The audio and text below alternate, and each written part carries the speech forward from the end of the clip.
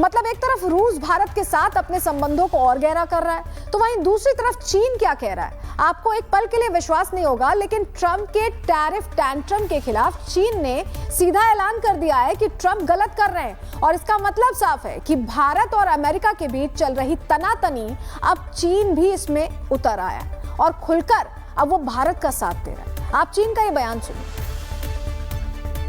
The United States has imposed tariffs of up to 50% on India and even threatened for more. China firmly opposes it. In the face of such acts, silence or compromise only emboldens the bully. China will firmly stand with India to uphold the multilateral trading system with the World Trade Organization at its core. चीन और रूस भारत के पीछे खड़े हैं, तो वहीं भारत ने भी सीना तानकर अमेरिका को सीधा जवाब दे दिया। विदेश मंत्री एस जयशंकर ने अमेरिका की हिपोक्रेसी को पूरी दुनिया के सामने रख दिया। आप उनका ये बयान सुनिए। We are not the biggest purchasers of Russian oil, that is China.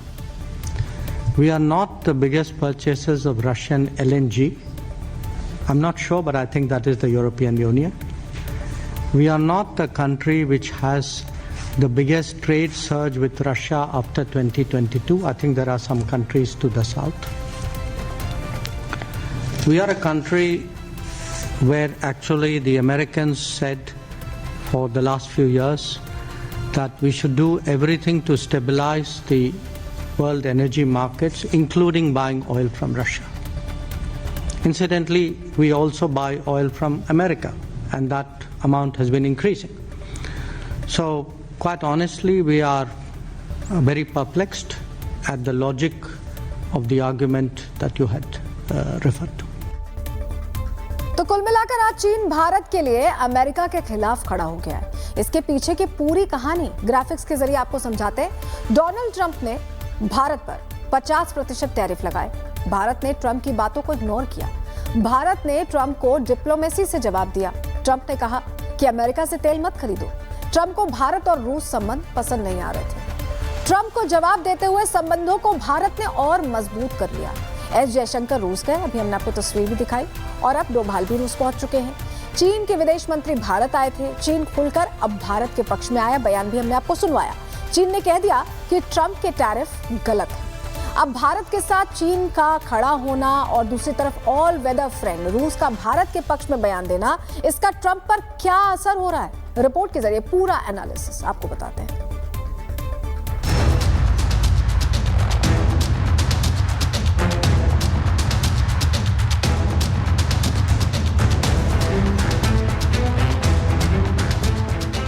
रूस की जमीन से आई इन तस्वीरों का असर अमेरिका तक देखने को मिलेगा, क्योंकि ये तस्वीरें भारत के खिलाफ एजेंडा चलाने वालों को जवाब है। भारत के विदेश मंत्री एस जयशंकर ने रूस के राष्ट्रपति पुतिन से मुलाकात की। पुतिन और जयशंकर की ये मुलाकात भारत और रूस के रिश्तों की गहराई को दिखाता है, दमदार दोस्ती को दर्शाता है। इससे अमेरिका को भी ये संदेश मिलेगा कि भारत उसकी धमकियों से डरने वाला नहीं है और टैरिफ के प्रेशर में भारत अपना दोस्त नहीं बदलेगा। पुतिन से मुलाकात से ठीक पहले जयशंकर ने रूस के विदेश मंत्री सर्गेई लावरोव से भी मुलाकात की। भारत और रूस के बीच तेल सहयोग, भारतीयों की रिहाई, आतंकवाद और यूक्रेन संकट जैसे मुद्दों पर चर्चा हुई।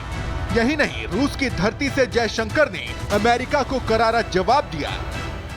We are not अमेरिका की ओर से भारत पर जो अतिरिक्त टैरिफ लगाने की घोषणा की गई है, बहुत हैरान करने वाला है। भारत इसे समझ नहीं पाया। जिस रूसी तेल खरीद पर निशाना बनाया जा रहा है, भारत सबसे बड़ा खरीदार नहीं है, बल्कि चीन रूसी तेल का सबसे बड़ा खरीदार है। जयशंकर ने न केवल अमेरिका को अपने तेवर दिखाए, बल्कि रूस से पाकिस्तान को भी सख्त संदेश दिया। for the last few years आतंकवाद से बचाव करना भारत का संप्रभु अधिकार है। हम हर रूप में आतंकवाद की निंदा करते हैं और आतंकवाद से मिलकर लड़ने का संकल्प लेते हैं। रूस से कच्चा तेल खरीदने के कारण ट्रंप प्रशासन ने भारतीय सामान पर एक्स्ट्रा 25% टैरिफ लगाया है। ट्रंप को लगता था कि ऐसा करके वो भारत पर दबाव बना लेंगे, रूस से तेल खरीदना बंद कर देंगे और दोनों देशों के रिश्ते तनावपूर्ण हो जाएंगे। लेकिन ट्रंप का पूरा प्लान फेल हो गया है। भारत ने रूसी तेल खरीद कम करने के बजाय और बढ़ा दी और रूस ने भारत को तेल स्पेशल डिस्काउंट पर देना शुरू कर दिया है। भारत और रूस ने एक बार फिर अपनी दोस्ती को और मजबूत करने का वादा किया है और आने वाले दिनों में दोनों देशों की दोस्ती का रंग और भी गहरा होता नजर आएगा। अब बात को थोड़ा आगे बढ़ाते हैं। भारत, रूस, चीन अब अपने संबंधों को न केवल नई दिशा दे रहे हैं बल्कि नए आयाम गढ़ रहे हैं। तस्वीर नंबर 1, मोदी और चीनी विदेश मंत्री वांग यी। तस्वीर नंबर 2, विदेश मंत्री जयशंकर और राष्ट्रपति पुतिन। तस्वीर नंबर 3, अजीत डोभाल और रूसी राष्ट्रपति पुतिन। ये तीनों तस्वीरें अमेरिका की उस रणनीति के खिलाफ हैं जिसके लिए वो बरसों से भारत को साधने की कोशिश कर रहा है। अब ऐसा लगने लगा है कि अमेरिका की एशिया को लेकर रणनीति खासकर चीन के खिलाफ फेल हो चुकी है। डोनाल्ड ट्रंप की व्यापार नीतियों ने भारत और चीन को रूस के करीब ला दिया है, जिससे एक नई शक्ति धुरी बनने की संभावना बढ़ गई है। एक तरफ भारत रूस से अपनी दोस्ती गहरी करने में जुटा है। एनएसए अजीत डोभाल के बाद विदेश मंत्री एस जयशंकर अब रूस में हैं और राष्ट्रपति पुतिन से मुलाकात के बाद दोनों देशों के संबंधों को मजबूती मिली है। रूस ने साफ कर दिया है कि वो भारत के साथ खड़ा है। वहीं अब चीन भी भारत का खुलकर समर्थन करता नजर आ रहा है। चीनी विदेश मंत्री वांग यी की 2 दिवसीय भारत यात्रा समाप्त होने के एक दिन बाद भारत में चीन के राजदूत शीन फेई होंग ने नई दिल्ली के विरुद्ध अमेरिका के टैरिफ उपायों का कड़ा विरोध किया और भारत चीन के बीच घनिष्ठ सहयोग की आवश्यकता पर जोर दिया।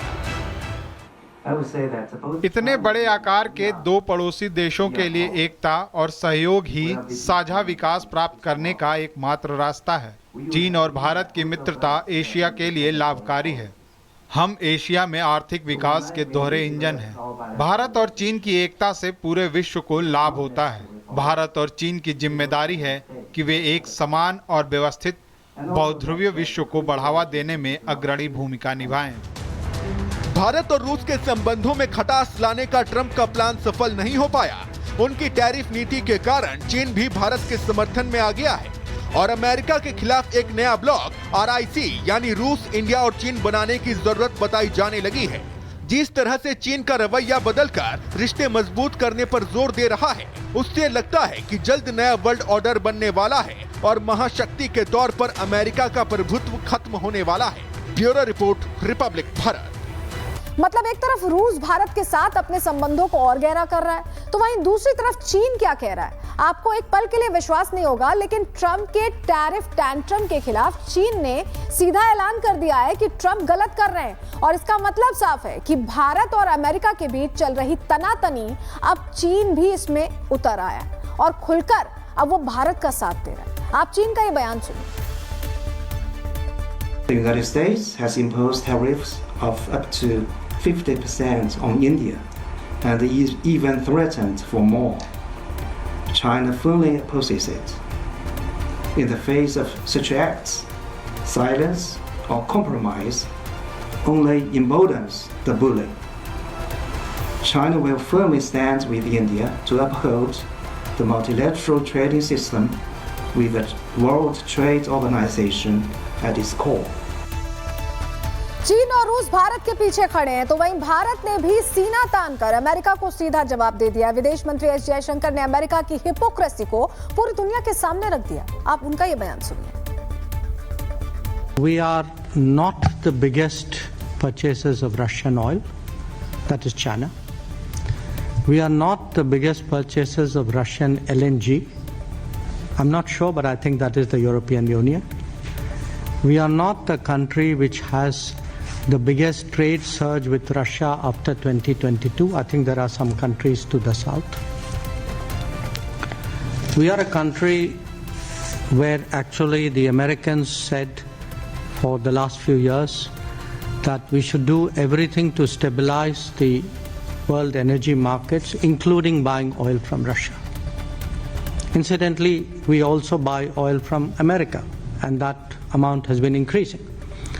So, quite honestly, we are very perplexed at the logic of the argument that you had referred to. तो कुल मिला मिलाकर आज चीन भारत के लिए अमेरिका के खिलाफ खड़ा हो गया है। इसके पीछे की पूरी कहानी ग्राफिक्स के जरिए आपको समझाते हैं। डोनाल्ड ट्रंप ने भारत पर 50% टैरिफ लगाए। भारत ने ट्रंप की बातों को इग्नोर किया। भारत ने ट्रंप को डिप्लोमेसी से जवाब दिया। ट्रंप ने कहा कि अमेरिका से तेल मत खरीदो। ट्रंप को भारत और रूस संबंध पसंद नहीं आ रहे थे। ट्रंप को जवाब देते हुए संबंधों को भारत ने और मजबूत कर लिया। एस जयशंकर रूस गए, अभी हमने आपको तस्वीर भी दिखाई, और अब डोभाल भी रूस पहुंच चुके हैं। चीन के विदेश मंत्री भारत आए थे। चीन खुलकर अब भारत के पक्ष में आया, बयान भी हमने आपको सुनवाया। चीन ने कह दिया कि ट्रंप के टैरिफ गलत है। अब भारत के साथ चीन का खड़ा होना और दूसरी तरफ ऑल वेदर फ्रेंड रूस का भारत के पक्ष में बयान देना, इसका ट्रंप पर क्या असर हो रहा है, रिपोर्ट के जरिए पूरा एनालिसिस आपको बताते हैं।